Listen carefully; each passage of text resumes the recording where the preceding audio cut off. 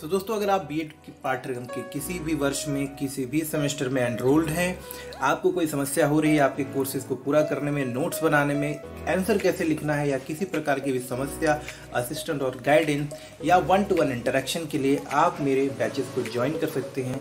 Batches join करने का simple और सरल तरीका है, आप मुझे व्हाट्सएप कर सकते हैं इस नंबर पे with your name and your year. आप किस सेमेस्टर में है इतना बताएं और बस लिखें I want to join premium courses. मैं आपको अपने प्रीमियम बैच में ज्वाइन कर दूंगा। दोस्तों, और स्वागत है आपका आपके ही यूट्यूब चैनल बीएड एग्ज़ाम पर। और आज डिस्कस करें हम लोग दोस्तों इंक्लूसिव एजुकेशन से एक टॉपिक जो कि आपके एग्ज़ाम में कई बार पूछा गया है, वो है लर्निंग डिसेबिलिटी यानी कि अधिगम असमर्थक का। तो यहाँ पे हिंदी और इंग्लिश दोनों में ही कंटेंट है, तो बिल्कुल भी आपको परेशान होने की ज़रूरत नहीं है। मैं आपको समझाता हुआ चल रहा हूँ। आप हिंदी में पढ़ना चाहते हो तो हिंदी में ये कंटेंट है, और इंग्लिश में पढ़ना चाहते हैं तो इंग्लिश में भी ये कंटेंट आपको मिलेगा। और इसी तरह के यूज़फुल कंटेंट के लिए आप सबसे रिक्वेस्ट है कि प्लीज़ चैनल को सब्सक्राइब करिए। वीडियो अच्छा लगता हो तो अप्रिशिएशन के लिए एक लाइक, दोस्तों के साथ शेयर करना चाहते हो तो शेयर भी कर दीजिएगा। तो देखिए, लर्निंग डिसेबिलिटी क्या होती है? एक न्यूरोलॉजिकल कंडीशन होती है, यानी कि मानसिक परिस्थिति है। यहाँ पर आपकी मानसिक जो क्षमता होती है वो प्रभावित हुई होती है। तो लर्निंग डिसेबिलिटी क्या है? It is a neurological condition that affects how an individual process and understand the information. तो लर्निंग डिसेबिलिटी के अंदर होता क्या है, जैसा कि लर्निंग और डिसेबिलिटी ये दो शब्द हैं। तो जो लर्निंग की प्रक्रिया, रीडिंग, राइटिंग, जो भी आप जब अधिगम करते हो ना, उस प्रक्रिया में आपको दिक्कत कहाँ आ रही है? आप समस्या से ग्रसित हो। तो इसलिए समस्या से ग्रसित हो कि जब किसी व्यक्ति का मानसिक जो विकास है पूरा नहीं होता, या उनकी मानसिक जो स्वास्थ्य है वो ठीक नहीं होता है, तो कहीं ना कहीं जो लर्निंग की, अधिगम की जो प्रक्रिया है वो प्रभावित होती है। वो ठीक से पढ़ नहीं सकते, पढ़ते हैं तो सीख नहीं सकते, सीखते हैं तो फिर उस चीज़ को व्यवहार में नहीं ला सकते। तो पढ़ना लिखना इस तरह की जो प्रक्रियाएं होती हैं वो बाधित होती है। अब होता है कि a learning disability can be defined as a condition that affects a person brains while processing the information. तो जो इन्फॉर्मेशन आपको मिलती है, जो आप शिक्षित हो रहे हो, जो शिक्षा के माध्यम से ग्रहण कर रहे हो, उन सारी चीज़ों को आप भली भांति ठीक एक साधारण व्यक्ति की तरह प्रोसेस नहीं करते हो। उसमें आपकी कहीं ना कहीं कठिनाई होती है, आप उसको गलत तरीके से या ठीक से समझ नहीं पाते या भली भांति उसका उपयोग नहीं कर पाते। तो learning disability can impact usual abilities such as reading, writing, speaking, mathematical calculation and movement coordination. तो खेल कूद में भी, गणित की प्रक्रिया में, विज्ञान की समझ में, समाज के बारे में सीखने समझने, हर एक प्रकार की चीज़ों में कहीं ना कहीं आपको तकलीफ होती है, कहीं ना कहीं एक लर्निंग डिसेबल पर्सन को दिक्कत होती है। सो पहले मैं ना आपको देखिए बेसिक सा एक कैरेक्टरिस्टिक्स है, वो सारी चीज़ें दिखा देता हूँ ताकि आपको समझ में आए। रीडिंग अगर आप ठीक से नहीं कर पाते तो इसको हम लोग बोलते हैं डिसलेक्सिया। राइटिंग ठीक से नहीं कर पाते हो तो डिस्ग्राफिया। इस तरह से मैथमेटिक्स नहीं कर पाते हो ठीक से तो डिसकैलकुलिया होता है। तो तीन चीज़ें आप याद रखिएगा जो आपको लर्निंग डिसेबिलिटी के अंदर मेंशन करनी चाहिए। इसके बाद ऐसे बच्चों को बहुत चैलेंज होता है basic number concept, geometrical shape, ये सब चीज़ों को सीखने में, ठीक है। इसके बाद वो चीज़ों को सही से कनेक्ट नहीं कर सकते, क्रम से नहीं रख सकते, सीक्वेंस में नहीं रख सकते, ये सारी चीज़ें। लैंग्वेज को सीखने और समझने में भी दिक्कत होती है। इनकी मेमोरी भी बड़ी शॉर्ट होती है। और मोटर एबिलिटी, जैसे कि बॉल को पकड़ना, बॉल के साथ खेलना, रैकेट से खेलना, बंदूक चलाना, मतलब ओरिजिनल बंदूक नहीं, खेल कूद वाली, स्कीपिंग करना, इस तरह के बहुत सारे जो मोटर एबिलिटी यानी कि हमारे शरीर की गतिविधियों से संबंधित जो काम होते हैं उसको करने में तकलीफ होती है, ठीक है। इसके बहुत सारे कारण हो सकते हैं, तो मैं आपको देखिए इंग्लिश में आप सारी चीज़ दिखा दे रहा हूँ, मैं हिंदी वाले पार्ट में आपको एक्जैक्टली समझाता हूँ, ठीक है, 1 मिनट।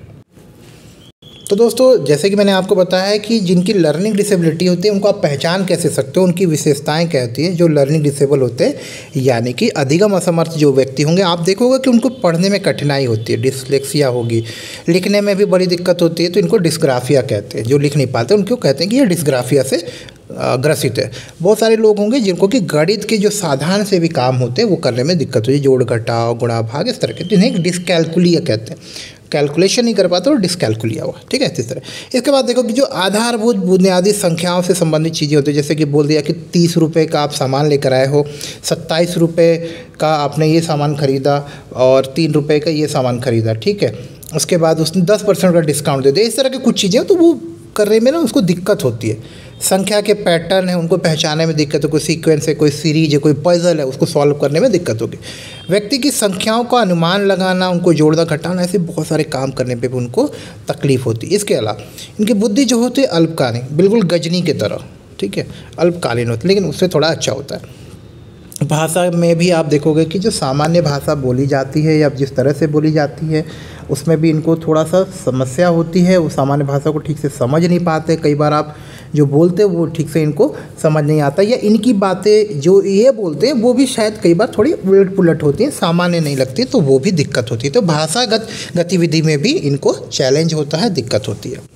इसके अलावा मोटर क्षमताएं, जैसा कि मैंने आपको बताया, खेलना कूदना, इस तरह की बहुत सारी चीज़ें जो हैं करने में इनको दिक्कत, उठने बैठने में भी कई बार दिक्कत होती है। कारण की बात करें तो कारण इसमें बहुत सारी होती है। कारण इसमें आप देखोगे, कारण हो सकता है कि भाई ये कोई मानसिक कारण हो, कोई अनुवांशिक यानी कि जेनेटिक कारण हो सकता है, कोई न्यूरोलॉजिकल डिसऑर्डर हो सकता है, न्यूरोलॉजी यानी कि मानसिक कोई बीमारी हो सकती है, कोई चोट हो सकता है, कोई एक्सीडेंट के कारण भी हो सकता है, मानसिक जो हमारी जो मस्तिष्क की जो स्थिति है, जो मस्तिष्क का जो स्वास्थ्य है वो डैमेज हो सकता है, ख़राब हो सकता है, या बहुत सारे कोई पर्यावरणीय अवस्थाएं भी हो सकती हैं, जैसे कि कोई नेचुरल डिज़ास्टर हो, केमिकल अटैक हो, केमिकल इम्पैक्ट हो, बहुत सारा कुछ भी हो सकता है। या हो सकता है कि मस्तिष्क की जो संरचना है या उसका जो कार्य करने की कार्य प्रणाली है वो विभिन्न हो, वो ठीक से काम ना कर रही हो। इसका कारण कुछ भी हो सकता है।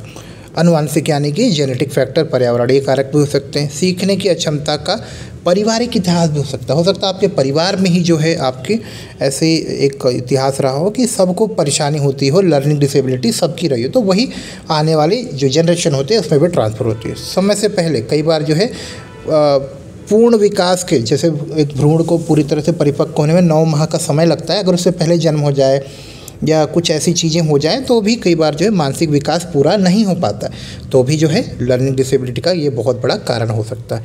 इसके अलावा माता के गर्भ में हो, माता जब गर्भ धारण किए हुए होती है, और यानी कि बच्चा जब माता के गर्भ में होता है, उस दौरान जब माता पिता जो है सही व्यवहार नहीं करते, सही जीवन शैली नहीं रखते, खान पान नहीं करते, शराब पीना, धूम्रपान करना, नशीले पदार्थों का सेवन करना, इन सभी चीज़ों से कहीं ना कहीं बच्चे के मस्तिष्क का जो विकास होता है भ्रूण के रूप में, उसके बाद अगले 9 महीने तक वो कहीं ना कहीं प्रभावित होता है। और कई बार ये बहुत बड़ा कारण होता है कि बच्चा जो है पूर्ण रूप से मानसिक रूप से विकसित पैदा नहीं होता, और कहीं ना कहीं आगे चल के उसे सीखने समझने में होता है।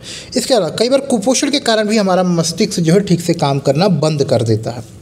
ये कुपोषण जन्म से पहले यानी कि गर्भ धारण की प्रक्रिया के दौरान भी हो सकता है या बाद में भी हो सकता है। इसके अलावा बहुत सारे आपको पर्यावरणीय कारण भी, जैसे कि मैंने आपको बताया कि बहुत सारे पर्यावरणीय कारण भी हो सकते हैं, बहुत सारी दुर्घटनाओं के कारण भी हो सकता है, बहुत सारी ऐसी चीज़ें हैं जो हमारे आसपास के वातावरण में घटित होती है, जो कि हमारे मस्तिष्क को सीखने समझने की उसकी जो प्रक्रिया है उसको पूरी तरीके से प्रभावित करती है। अब इसका प्रभाव क्या होता है? जो भी व्यक्ति, देखिए आप समझेंगे कि जो भी व्यक्ति लर्निंग डिसेबिलिटी से, बौद्धिक यानी कि अधिगम अक्षमता से ग्रसित होता है, उसकी सामान्य गतिविधियां ही जो है काफ़ी चुनौतीपूर्ण होती है। वो ठीक से पढ़ नहीं सकता, लिख नहीं सकता, समाज में व्यवहार नहीं कर सकता, बहुत सारे जो दैनिक कार्य एक सामान्य व्यक्ति आराम से कर लेता है, सरलता से कर लेता है, उसे एक अधिगम असमर्थ व्यक्ति को करने में बड़ी दिक्कत होती है। इनकी बुद्धिमत्ता कम होती है, इनका व्यवहार कुशलता कम होती है, तो हर एक क्षेत्र में इनको थोड़ी एक्स्ट्रा एफर्ट देनी पड़ती है, इनके लिए हमें स्पेशल अरेंजमेंट्स करनी पड़ती है।